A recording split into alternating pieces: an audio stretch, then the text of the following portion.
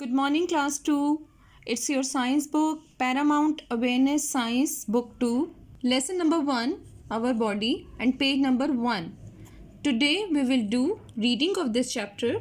In this chapter we will discuss about our body and how our body can do different sort of work. Isn't these are the interesting things to know about? So let's start. Firstly, we will discuss about skin. The topmost covering of our body is skin. Have you ever noticed the skin carefully? There are hair on the skin at some places. Our skin acts differently at different places. For example, our skin is very dry in winter, while in summer our skin is not so much dry. Have you ever noticed the color difference in the skin? As we all know, different people have different color of their skins. Some people are dark and dusky, while other are fair. As you can see, she has fair skin color, while she has dark skin color. So now you understand that different people have different skin colors. Now we will discuss muscles and bones. Our body consists of both muscles and bones. Let me show you how. As you can see, this is my left hand and this is my right hand.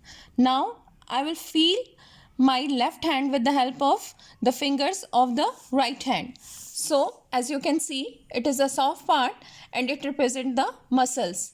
And you can see it is the hard part and it represents the bone. Now we will discuss about the skeleton. Our bones are very important and it plays a key role in supporting our body. If you have no bone in your body, you are not able to do anything. Hence, all the bones together forms the skeleton. You can see here is the skeleton. But now the question arises that if bones are so hard and rigid, then how we are able to move our whole body? You can see here our skeleton contains several bones. They are joined together and by these joints they can move over one and other.